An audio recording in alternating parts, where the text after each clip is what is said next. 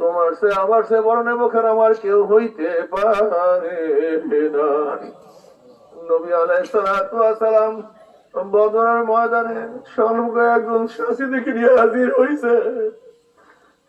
গিয়া বলে, আল্লাহুম্মা আনশিদু ওয়াহদাকা ওয়াদাকা আল্লাহুম্মা ইন শি'তা লাম তু'বাদ। সর্বোচ্চ চেষ্টা করছেন কিন্তু ময়দান ছাড়েন নাই, পালাইয়া যান না, ওদের ময়দান থেকে ভাগিয়া যায় না।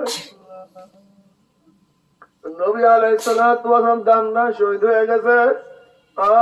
মাথার মধ্যে বর্ষার আঘাতে ফুল কি বেরিয়ে সেখান থেকে রক্ত বাইর হওয়া শুরু হয়ে গেছে, কিন্তু তারপরে দিনের দাওয়া ছাড়ে না। মানুষ ও দুনিয়ার মানুষ কলেমার পতাকার তলে মানুষ জান্নাতের ছায়া তলে আসো, জাহান্নাম থেকে বাঁচো, আমার মাওলাকে ভালোবাসো, চিরস্থায়ী জান্নাত কামাই করিয়া চলিয়া যাও, যে জান্নাতের মধ্যে একবার ঢুকলে আর কোনদিন বের হওয়া লাগবে না। নবী আলাইহিস সালাতু ওয়াস সালাম খন্দকের ময়দানে পেটের মধ্যে পাথর বাঁধছে।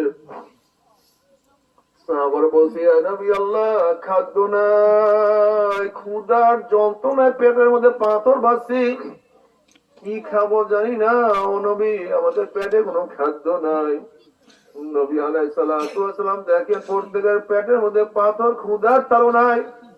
নবী আলাইহিস সালাম নিজের পেট উঠাবার পরে সাহাবারা দেখলেন প্রত্যেকের পেটের মধ্যে একটা পাথর, আমার নবীর পেটের মধ্যে দুইটা পাথর।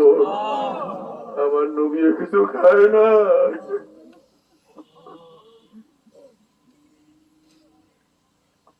لا عيش إلا العيش الأخيرة اللهم اغفر الأنصار والمهاجرة।